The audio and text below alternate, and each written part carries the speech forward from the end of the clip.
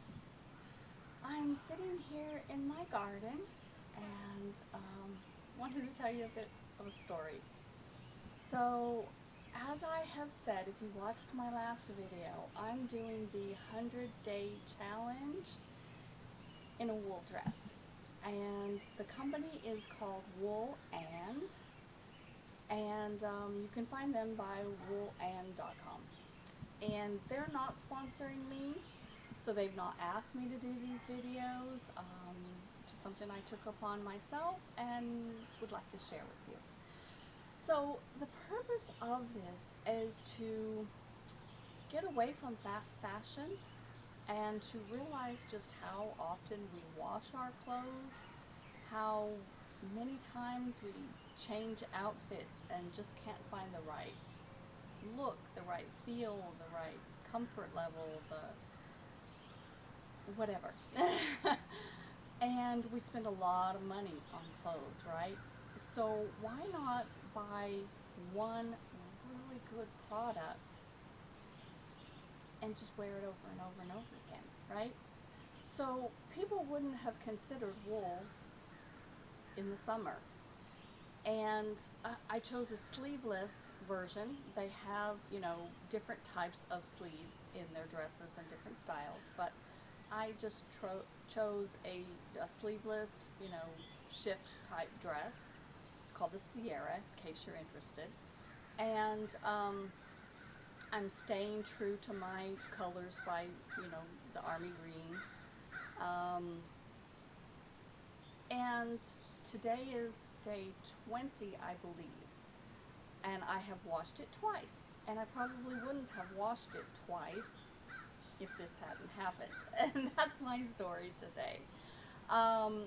Yesterday, my daughter had an appointment, and so I had gotten myself ready and, hair, makeup, all my jewelry, the whole bit, in my dress.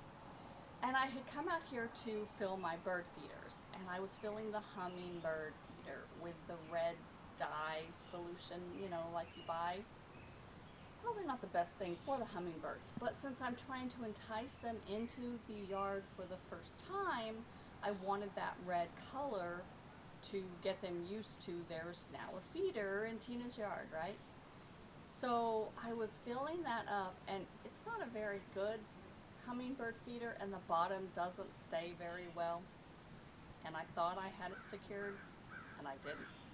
So if you can see behind me here, there's a hook that the hummingbird feeder goes on, and I was hanging it up, and the bottom came off, which holds the liquid in, and it just splashed all down at my feet. I thought I was safe. I thought, I was far enough back from it. So I continued to, go about the garden and do as I do, look for weeds, pull the heads off of flowers that are spent, and all of that. And then I came back inside. My daughter still wasn't ready, and I sat down, and then I looked down at my dress, and I could see red dye splattered all over the bottom of my dress. Being quite top heavy, it's kind of hard for me to see that when I'm standing up.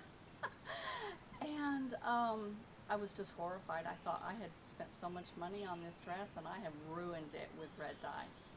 So straight into the wash it went, gentle cycle, cold water, and I threw on a different dress since I was already, had all the undergarments and jewelry and everything for a dress. I just grabbed another shift dress out of my closet that was made of rayon and polyester, something that I normally wear once, and wash. And went about my day in this heat,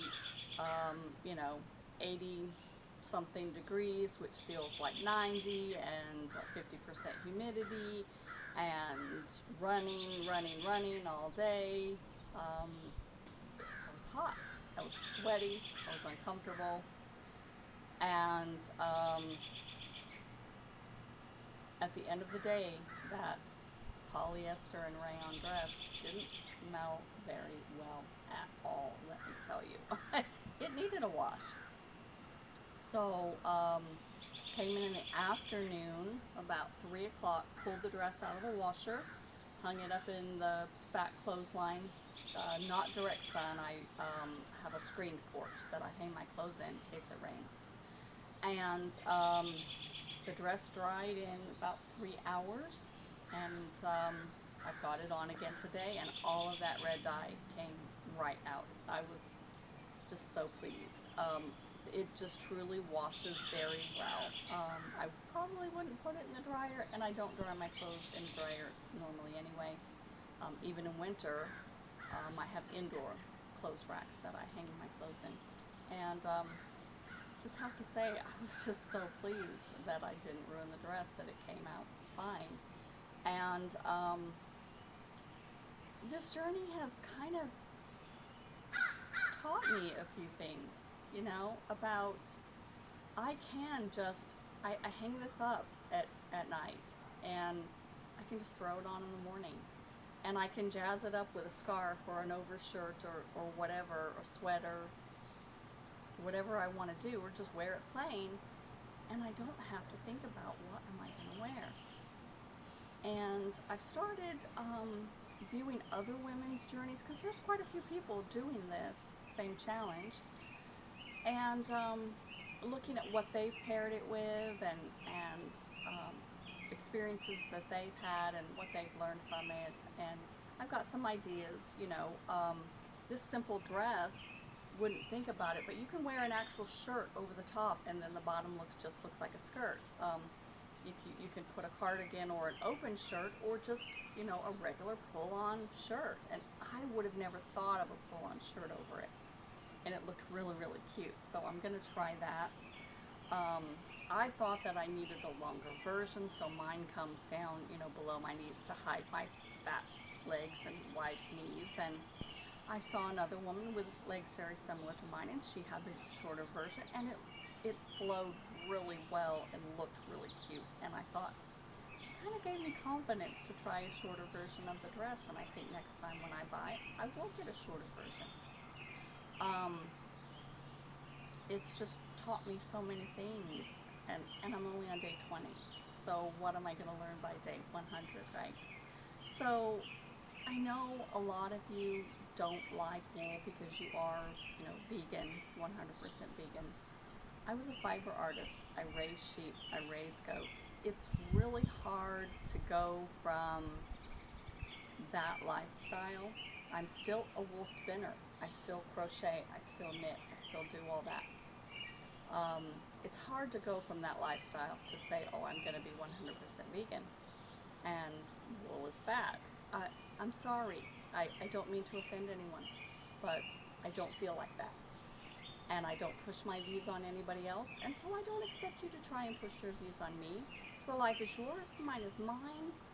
No reason we can't live in peace.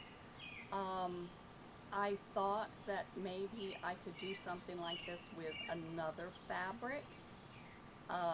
You know, for those of you who are truly vegan and don't want to do wool, all I can say is I don't think it's going to work. With something that's rayon or even cotton, it's going to hold that odor. It's not going to be like wool. It's just not. So where I first did my first video, and I said, you know, this would be really good for someone who you know, just to get away from fast fashion, might want to try this with a different fabric. After my experience yesterday in the heat in my dress that was rayon and polyester, I'm sorry, I don't think it can be done. You might be able to use a fabric freshener for under your armpits and continue wearing it for a couple of days. But there are women who are not washing this dress for the entire 100 days, and it doesn't smell. There are women who are washing it after a month, and it doesn't smell. With me, I washed mine after 1 week just because I thought I probably should. It didn't smell, but I thought maybe I should. And then I started listening to their journeys, and they didn't. And they just spot cleaned if they spilt something on it. And now I'm gonna pay attention to that, and I'm gonna just let the dress guide me. And if I don't think it needs to be washed, I'm not gonna wash it. And if I have an accident like I did yesterday, then I will. If it had been one little spot, I would have just spot cleaned it. And I have spilt things on it and just spot cleaned it. And it came out fine with just a washcloth in the bathroom with water. And yeah, there was just too many spots on it, and so I couldn't. So I thought I'd bring you along on this journey and tell you the things that I'm learning and my experiences. So have a great day, guys. If you don't appreciate wool, don't give me a thumbs down. Just realize that this video isn't for you and go on about your business, okay? Have a great day.